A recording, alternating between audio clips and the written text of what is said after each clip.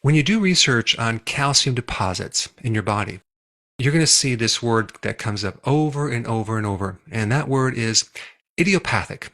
What does that word mean? It means unknown cause. There's a lot of unknowns about calcium deposits in your body, but today we're going to talk about what we do know and potential solutions to that. And I'm talking about bone spurs, kidney stones, osteophytes, which are just like calcium projections from your joints, tartar in the teeth, calcium in the arteries, calcium that builds up in the brain or the breast tissue or your skin or even on the eyes or on the nerves. What could be behind all this calcification on your tissues? If you had an injury, okay, or an infection or some type of surgery or trauma, chances are you may have scar tissue. Chances are you have inflammation in that area that can develop calcium deposits in a joint from an old injury. A couple things that you should know. You need to keep the joint in motion.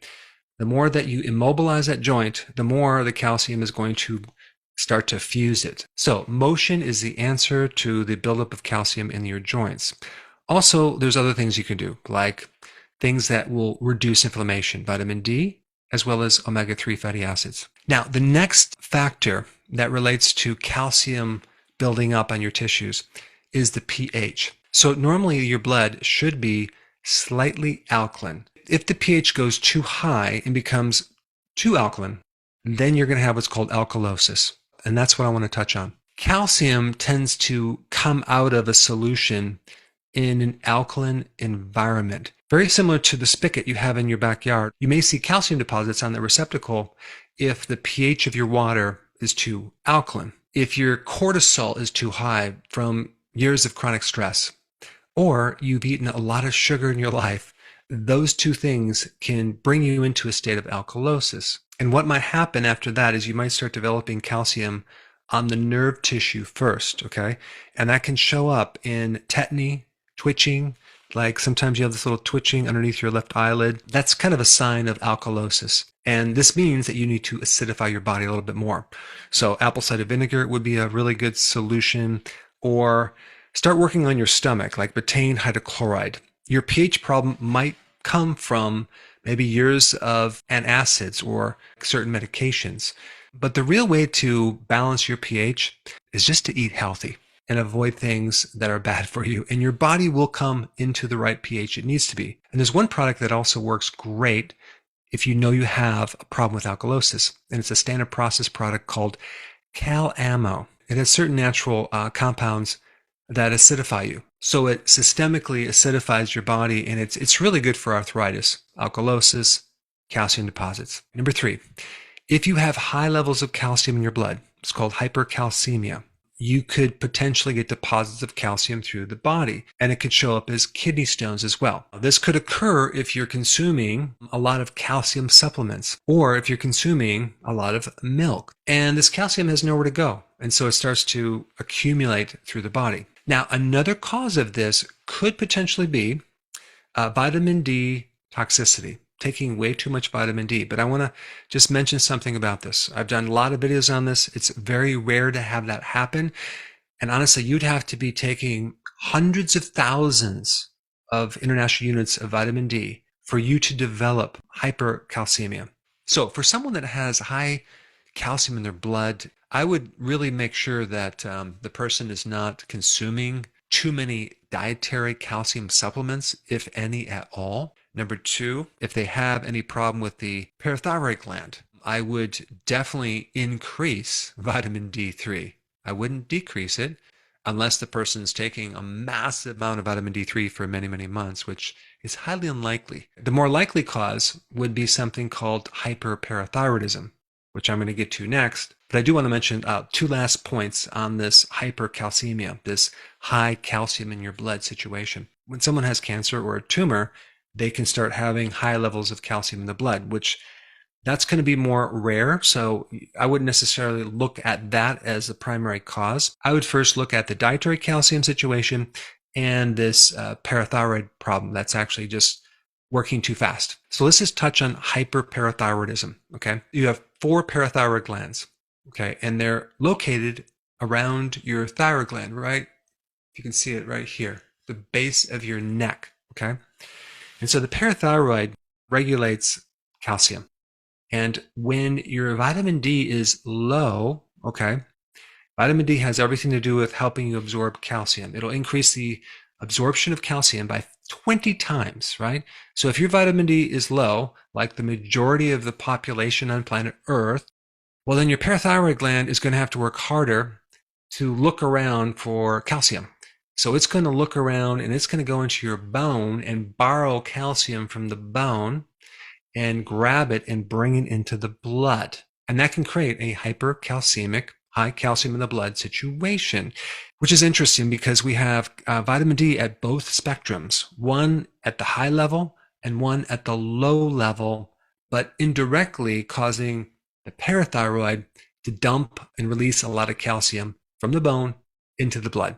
So that is the mechanism. So this is why if you have some calcium deposits, when you take vitamin D, okay, you may find that they improve. They might get better. They might go away. Why? Because then the parathyroid stops having to work so hard and it stops dumping all this calcium into the blood. Now, there's other reasons for this parathyroid gland to work excessively.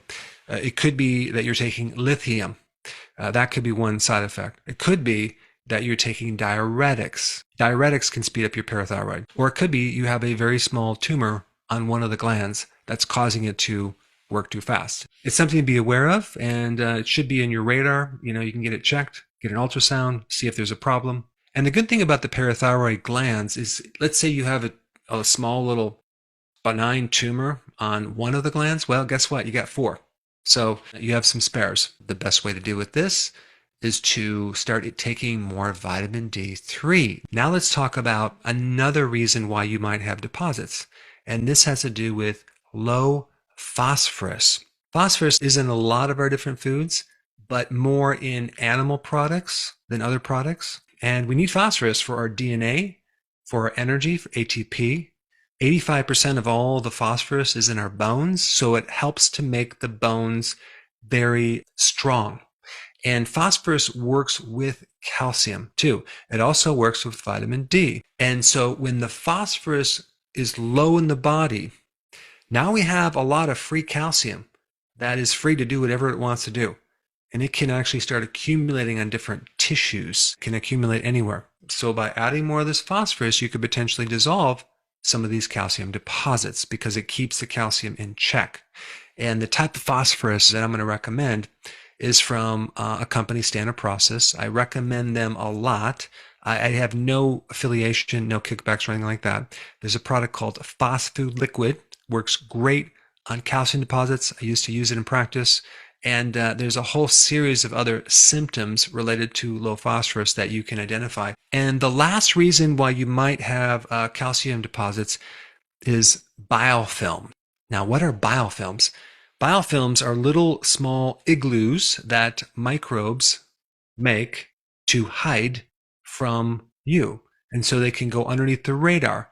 And it's kind of like a community of microbes that have band together to survive. And this is why antibiotics don't kill biofilms. You can have biofilms as tartar on your teeth. You can have biofilms in your arteries as plaquing on the arteries. You can also have biofilms in your joints. Now, vitamin K2.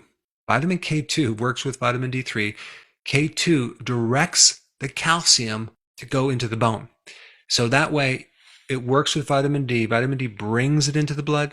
K2 takes it from the blood into the bone to make your bone really solid. So if you're lacking vitamin K2, you could potentially start having all sorts of deposits.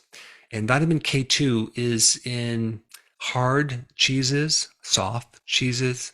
It's in butter, eggs, and even sauerkraut. I forgot to mention one last point. Magnesium helps to reduce the calcium deposits. Magnesium comes from leafy greens. If you're doing a lot of leafy greens, you don't have to worry about getting enough potassium. You can also get potassium from electrolyte powder, things like that. But potassium also helps to regulate this calcium excess problem, but it's not probably the biggest common reason why you have calcium deposits. So I didn't emphasize it. So I've given you a series of things to look at, to identify, to see potentially what could be your problem. But I would like you to learn a little bit more about this vitamin K2. And if you have not seen this video right here, check it out.